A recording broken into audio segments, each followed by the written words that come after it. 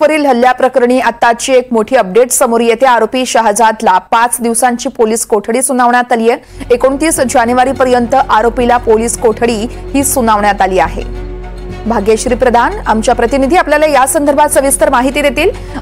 खरं तर भाग्यश्री, आपण पाहतोय आरोपी अगोदर देखील कोठडीतच होता आणि आता पुन्हा एकदा शहजाद या आरोपीची कोठडी ही वाढवण्यात आली। 29 जानेवारीपर्यंत आता ही पोलीस कोठडी असेल। नेमकं काय झालं सुनावणी दरम्यान?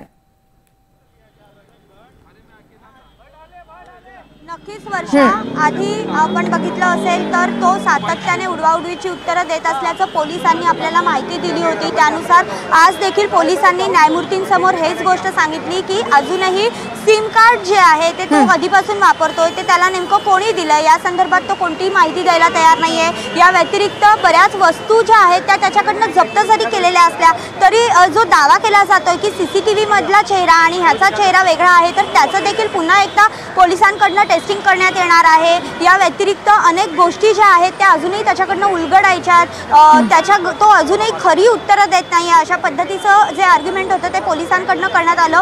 तर त्याचे जे वकील होते त्यांच्याकडनं सांगण्यात आलं की हा बांगलादेशी असल्यामुळे उगाचच ह्याच्यावर ठपका ठेवला जातोय, उगाचच मागितली जाते।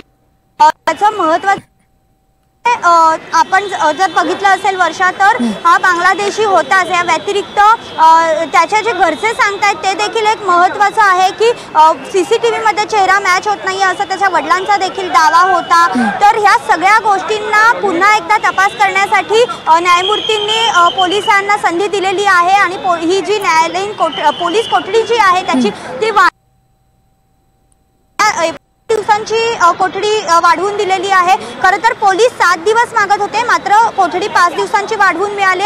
29 जानेवारीला त्याला पुन्हा एकदा कोर्टात हजर करण्यात येईल आणि तोपर्यंत जी गोष्टी आहेत त्या सगळ्या संपवा असे आदेश देखील पोलिसांना न्यायमूर्तींनी दिलेले आहेत। तर दुसरीकडे आपण जर बघितलं तर आता त्याला पुन्हा एकदा पोलीस कोठडीमध्ये घेऊन जात आहेत। आरोपी जो आहे तो कोर्टातनं पुन्हा एकदा निघालेला आहे आणि आता या क्षणी आपण ही दृश्य बघू शकतो की आरोपी जो आहे तो पोलीस कोठडीला जाण्यासाठी पुन्हा एकदा गेलेला आहे। आता तो पुन्हा यामध्ये काय माहिती एक्स्ट्रा देतोय, खरं सांगतोय की खोटं सांगतोय हे पोलीस बघतायत। आणि त्याचं जे अजून ज्या वस्तू आहेत त्यांनी जे ठसे जे अजून मॅच व्हायचे, काही ठिकाणचे जे आज काही ठिकाणचे मॅच झालेत, अजूनही काही ठिकाणचे ठसे जे आहेत ते मॅच करायचे। या व्यतिरिक्त जो इतर तपास आहे त्याचे जे त्यांनी त्या दिवशी शूज देखील वापरलेले होते ते शूज त्यांनी कुठे टाकलेत, असे अनेक प्रश्न जे आहेत ते पोलिसांना अजूनही पडलेले आहेत। त्यामुळे त्यासाठी पोलिसांनी आरोपीची जी आहे ती पोलीस कस्टडी द्या म्हणून वाढवून मागितलेली पाहायला मिळते। वर्षा, आता जो आरोपी आहे तो पुन्हा एकदा बांद्रा पोलीस स्टेशनमध्ये चौकशीसाठी घेऊन जाण्यात येतोय। पुन्हा त्याची चौकशी होणार आहे आणि पुन्हा नव्याने तो काय माहिती देतोय का हे बघणं आता पुन्हा वर्षा महत्त्वाचं ठरणार आहे। निश्चितच भाग्यश्री, आपण पाहतो या पोलीस व्हॅनमधून सध्या आरोपीला पोलीस कोठडीमध्ये रवाना करण्यात आला आहे। त्याच्यासोबत पोलीस देखील आहेत आणि पोलिसांचा बंदोबस्त देखील इथं बघायला मिळतोय। या संदर्भातली सगळी अपडेट घ्यायची आहे। आतापर्यंत नेमकी कशी चौकशी झाली या संदर्भात थोडक्यात माहिती द्याल भाग्यश्री? आतापर्यंत जी चौकशी झाली ते सीसीटीव्ही फुटेज जे आहेत त्याचे ते सगळे चेक केले होते। त्यानंतर त्याला वस्तू ज्या आहेत त्या जप्त केलेल्या होत्या। त्यातली जो सुरा मेन आहे ज्याचा अर्धा भाग सैफ अली खानच्या पाठीमध्ये रुतलेला होता, तो ऑपरेशन नंतर लीलावती रुग्णालयाने काढला होता, तो भाग पोलिसांनी जप्त केला। दुसऱ्या भागाबद्दल त्यांनीच माहिती दिली होती। मी हा जो बँड्रा जो तलाव आहे बँड्रा जवळ तिथे टाकला, तो तिथे त्यांनी नेलं। तिथे देखील त्याला तिकडे नेल्यानंतर आहे तो तुकडा देखील सुरीचा। या व्यतिरिक्त वर्षा सध्या वकील आलेले आहेत, आरोपीचे वकील आहेत, ते काय बोलतायत ते आपण बघूया।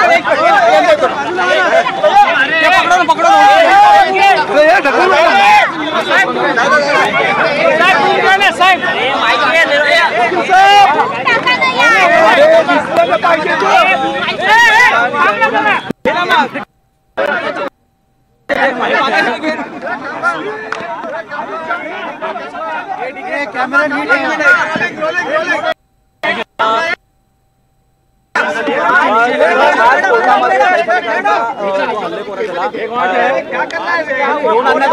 काय झालेलं आहे आज आज कॅमेरा नीट खाली घ्या बूम खाली घ्या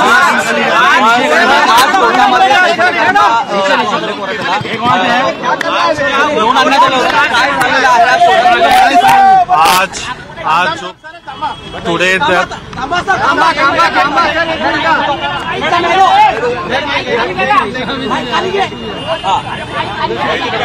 माइक थोड़ा खाली घ्या आगे से एक आहे हे माइक खाली घ्या थोडा हे माइक खाली घ्या थोडा फ्रेम मध्ये येतो माइक खाली घ्या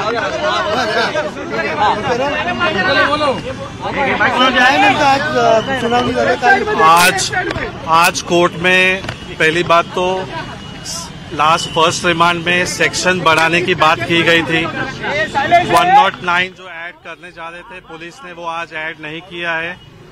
बाकी उन्होंने जो इन्वेस्टिगेशन का जो प्रोग्रेस बताया, जो मेरे ख्याल से जो लास्ट टाइम जो रीजन लिए वही सेम रीजन आज ही लिए गए हैं।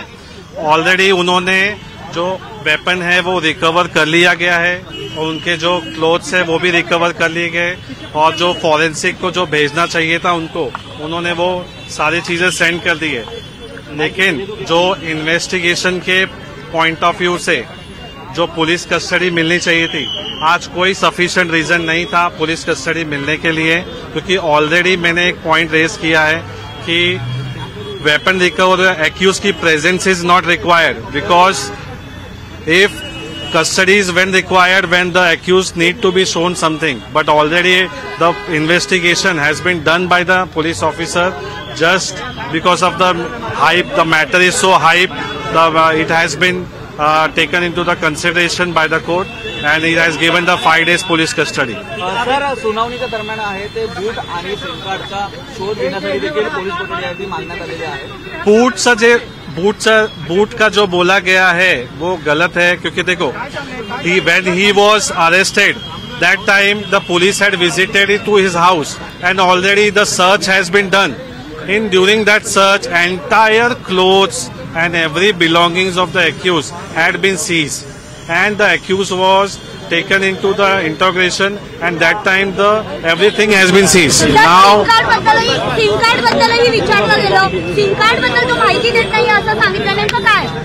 ते चुकीचं आहे। सिम कार्डची माहिती तो कसं काय देणार? ते जे ऑलरेडी जे सिम कार्डची माहिती आहे त्यांना जे ऍप्लिकेशन देऊ, जो नेटवर्क तो यूज करतोय ते नेटवर्क तू सीडीआर वगैरह काढलं तर त्यांना माहित पडते। त्याच्यासाठी आरोपीची कस्टडीची का गरज है? वकील साहब, दो चीजें बताइए। फेशियल रिकग्निशन को लेकर सरकारी पक्ष की तरफ से क्या दलील दी गई? सरकारी पक्ष की दलील बताइए। सरकारी पक्ष की दलील ऐसी दी गई है कि आज उनको कुछ इन्वेस्टिगेशन जो नाइफ कहाँ से लाया है और फॉरेंसिक में उनको भेजना और उनको और जो उसके कोई साथीदार है या नहीं है उनके point of view say investigation करने के लिए उनको ये दलीलें दी गई है। आपने जब एक मुद्दा उठाया कि उनके परिवार को इन्फॉर्म नहीं किया गया है, उस मुद्दे पर क्या बातचीत चर्चा हुई है बताइए। देखो, as per the law, the first when the arrest has been done, so immediately it has to be informed to the relative or to the concerned guardian about the arrest of the person. But in this case, they had not informed anyone. आप जाके क्या उन्होंने instruction? मैंने accused से अभी बात KIA है और वो काफी घबराए हुए हैं। आपने आरोपी से बात की है, वो काफी घबराए हुए हैं और उनको सारा प्रोसीजर समझाया गया है और उनको जो चीजें बतानी थी उन्होंने बोला है कि मैंने ऐसा कुछ किया नहीं है, मैं वो नहीं हूँ, जो फुटेज वाला जो बंदा है वो मैं नहीं हूँ, मुझे फंसाया जा रहा है। सर, ये पूरा घटनाक्रम स्क्रिप्टेड आपको लगता है? सर, ये पूरा घटनाक्रम आपको स्क्रिप्टेड लगता है क्या? सर, वो बताइए। पूरा घटनाक्रम देखो, अभी इन्वेस्टिगेशन में ऐसा कोई भी प्राइमा फेसी कॉन्क्रीट एविडेंस दिया नहीं गया है कि उसमें पता चलता है कि एक्यूज ने ये ऑफेंस किया। मराठीमध्ये काय नक्की युक्तिवाद आहे तो आज पार पडलेला आहे. आज मराठीमध्ये काय युक्तिवाद आहे तो पार पडलेला आहे. काय युक्तिवाद मराठीमध्ये काय युक्तिवाद आहे तो पार पडलेला आहे. पहिला फेस रिकग्निशन से आपके मीडिया से ही आया हुआ था. फेस रिकग्निशन से उसके आई, उनके जो नोज है, उनके जो बाल है, वो बंदा है ही नहीं उसमें. सीधा सीधा आप भी देख सकते हो, फोटो से पता चलता है. सर मराठीमध्ये सांगा काय नक्की आज युक्तिवाद पार पडलेला आहे. काय बाजू आपण मांडलेली आहे. आज मी कोर्टाला स्पष्ट सांगितलं होतं की आज पोलीस कस्टडीची आरोपीची गरज नाही आहे. कारण पोलीस कस्टडीमध्ये जे आरोपीच्या वेपन आणि जे इन्व्हेस्टिगेशनचा पार्ट होता, जे 5 दिवसामध्ये त्यांनी काय केलं काय नाही केलं त्याच्यामध्ये आपल्याला कळेल. पण त्यांनी जे इन्व्हेस्टिगेशन आहे ऑलरेडी ते कम्प्लिटेड आहे.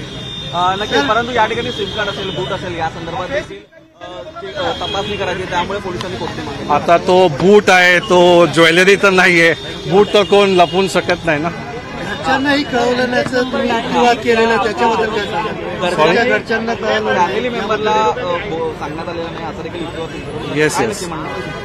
जेव्हा अरेस्ट केला गेलाय, त्याला उचलला गेलाय, तेव्हा त्यांना काय कोणताही इंटिमेशन न करता त्यांना आणला गेलाय आणि येऊन त्यांना असं दाखवलं. सरकारी वकिलांकडून काय जो युक्तिवाद आहे तो करण्यात आला. सरकारी वकीलकडून ते वेपन कुठून आणलाय आणि ते फॉरेन्सिकचा आणि ते बांगलादेशचा फेस रिकग्निशनसाठी आहे देखील सांगण्यात आलेलं होतं आणि आपण देखील या संदर्भात युक्तिवाद म्हटलं नक्की काय म्हणणं आहे. फेस रेकग्निशनमध्ये मला वाटतं आता जे फॉरेन्सिकमध्ये जे पाठवणार आहेत आणि जे त्यांनी रिक्रिएशन केलेले आहेत त्या फॉरेन्सिक आणि ते त्या फेसमध्ये फेस रेकग्निशनचा मेथड असतो. त्या मेथडप्रमाणे त्यांचे ते नोज, आईज आणि आपले जे स्ट्रक्चर, जॉ लाईन हे सगळे मॅच करतात.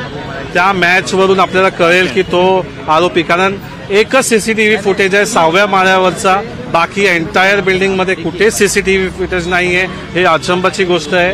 दुसरी गोष्ट, आणि 11 माळा डुप्लेक्स फ्लॅट असून सुद्धा घरात त्याची बायको असून सुद्धा, करीना कपूर सुद्धा असून, त्याचे फॅमिली मेंबर्स मेड असून सुद्धा त्यांना हॉस्पिटलला अकॉमोडेट नाही केलंय. तो रिक्षाने जातोय अशी ही गोष्ट. आणि मला कोर्टात आज एक मुद्दा मी स्पष्ट मांडलाय की if the offense has been done, if the person Saif Ali Khan has been injured, why he had not called 100 number? Why he had not called to the security guard? Why he had not called to any concerned person? Why Kareena Kapoor has not called 1003 or any helpline number? Should immediately the cops should have arrived to the place. त्यांना ते remedy असून सुद्धा नाही घेतलं. आणि delay of 1 hour. There is a delay of 45 minutes, 1 hour. Whatever delay, after that the Saif has went to the hospital. That is a very incident happened at that is very questionable. FIR was registered at around 9 AM. फिंगरप्रिंटचा देखील मुद्दा मांडलेला आहे. त्या संदर्भात fingerprint, आता जे fingerprint जर आयो आणि हे लोकांनी अगोदर घेतले असेल आणि हे फिंगरप्रिंट्स आता आरोपी भेटण्या 1 आठवड्यानंतर सापडलाय आणि तो फिंगरप्रिंट मला फक्त एकच गोष्ट आहे की जेव्हा फिंगरप्रिंट पाहिजे असतंय इन्व्हेस्टिगेशन ऑफिसरला, why that whole corridor has not been sealed. Why it has not been sealed. If you want to appoint the forensic team and the fingerprint would be taken by the forensic person, then the building has to be sealed, the flat has to be sealed, and then afterward the forensic team has to arrive at the spot. That has not been shown. Neither any forensic letter has been forwarded that time. They had not taken anything, but that fingerprint will not be valid in our eyes of law because it's the afterthought. Sir तुम्ही अशिलाशी देखील तुमच्या बोललेला काय नक्की त्याचं म्हणणं आहे, काय तुमची आहे ती चर्चा झाली. अशिलाशी बोलणं झालंय, तो खूप घाबरलाय आता मॅटर हाईप झाल्यामुळे. दुसरी गोष्ट त्यांनी सांगितलं की माझं असं काही नाही आहे उद्देश, मी काय केलं नाही आहे, मी असं काही नाही, मला याच्यामध्ये फसवलं गेलं. त्याच्या वडिलांचं देखील म्हणणं आहे की तो व्यक्ती आहे तो माझा मुलगा नाही आहे, ते देखील वडिलांसुद्धा त्यांनी बोललाय, वडिलांशी पण बोलणं झालंय. तो बोलतोय की माझा तो नाही आहे. जर त्याचे लहानपणाचे पण फोटो बघितले आपण तर तो फोटो आणि हा फोटो पण मॅच होणार नाही, हे पण फोटो मॅच होणार. तर आपण पाहिलं वकिलांनी विविध विषयांवरती भाष्य केलं आहे. 6व्या मजल्यावर सीसीटीव्ही, इतर कुठेही सीसीटीव्ही नाहीये, हे असं कसं शक्य होऊ शकतं? शिवाय सैफ अली खान यांनी पोलिसांना का फोन केला नाही, सिक्युरिटी गार्डला का फोन केला नाही, असा देखील सवाल वकिलांनी उपस्थित केलाय. शिवाय तो आरोपी आणि या व्यक्तीमध्ये साम्य नसल्याचं देखील वकिलांनी म्हटलंय.